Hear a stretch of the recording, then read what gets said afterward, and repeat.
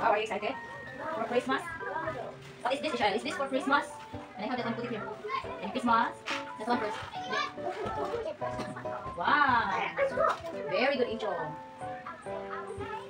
That's for Christmas. We will make a bigger one. A bigger Christmas tree. This is a bigger one. You put it, wait up. That one, put it here. Can you put it here or not? Maybe open it first. It will be easier for you to put it. Oh, here. Ah. So heavy. I'll help you with.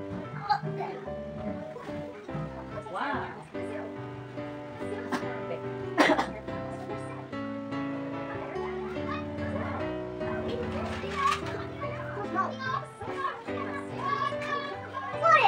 It's out of second. Open it, try. Oh. Okay. Okay. Thank you. Wow. You like it? We'll put a star in it. It's Christmas time.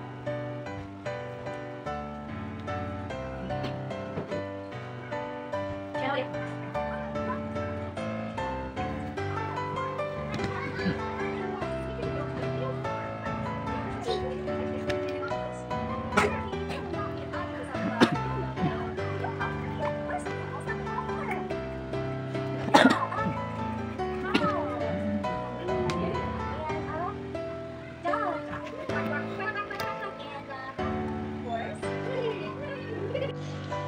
Hello guys, advance Merry Christmas. Today is the day na nag-decide kami na mag-put up na ng Christmas tree.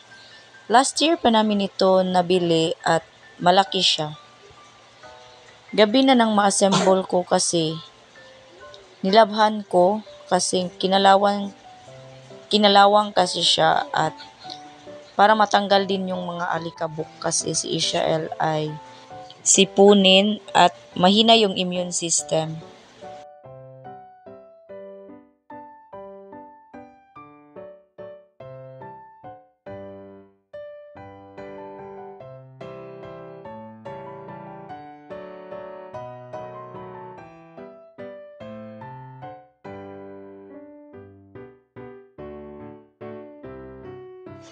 Baka next year ay hindi na namin ito magamit kasi kinalawang na kasi siya.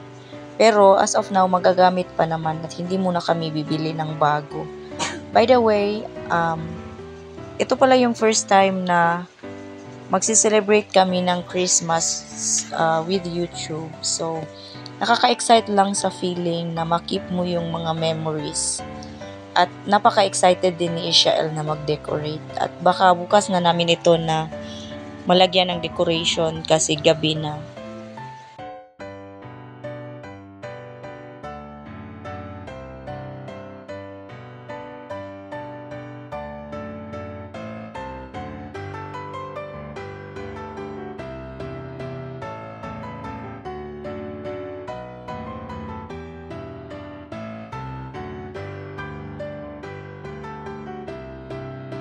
Napaka matulungin talaga ni Inchong, yung kapatid ni Ishael. Pero si Ishael ay palakad-lakad lang dyan sa likod. Hindi siya mapakali. Ganyan talaga siya, guys. Pero pag decorating time na ay nafo-focus naman niya yung paglalagay ng decoration. Normal lang namin na tinitreat si Ishael. Wala kaming masyadong mga pinapagawang mga activities sa kanya. Parang pinapa-observe lang namin sa kanya yung mga normal na ginagawa. Natututo din naman siya pero yun nga lang ay slowly lang yung progress niya at hindi naman kami nagmamadali.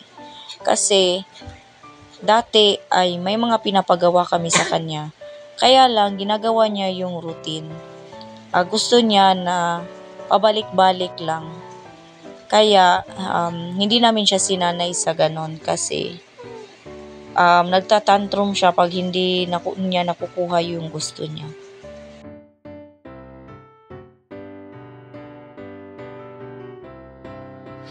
Ito nga pala yung second time namin na magsi-celebrate ng Christmas dito sa bahay na to kasi last year doon naman last year, doon kami sa bahay ng aking biyenan.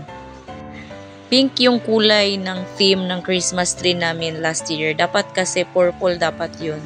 Kasi yun yung favorite color ko. Pero it turns out na naging pink siya kasi yun yung may mga available na mga lumang Christmas decor dito sa bahay na to. At pink yun, kaya yun lang na lang din yung dinagdag ko.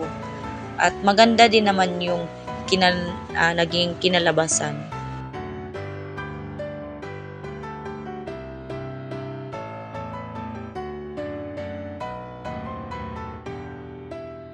Mura lang pala yung bili namin sa Christmas tree na to guys. Sa mall lang dito sa amin. Unitop Mall ang tawag. Mga nasa 1,100 below plus lang. Maganda siya guys. Mas maganda siya sa green para sa akin. Mas gusto ko tong white kasi mas kita yung decoration niya. Kasi yung green kasi ay dark. Pero depende naman yun sa atin kung ano yung gusto natin. Kaya lang, pag na-stock siya ng 1 year, nabasa kasi to guys, kinalawang siya kaya hindi lang siya kita sa video pero may mga kalawang siya dyan sa mga alambre na nakalagay. Pero magagamit pa naman. Pero next year ay pagsisikapan ko na bumili ng bago kasi hindi ko na to siya gagamitin. Baka yung mga dahon niya ay pagpuputol-putulin ko at ilalagay ko siya sa mga or sa hagdanan. Bala ko sana na mag-DIY lang ng mga decoration. Kaya lang, hindi muna ako gagastos guys kasi marami pa akong pinaplano. Kaya titignan natin kung ano yung malalagay ko na decoration. At kung mag-DIY naman ako ay i-share ko sa inyo. At yun lang guys. Thank you for watching. See you on our next vlog.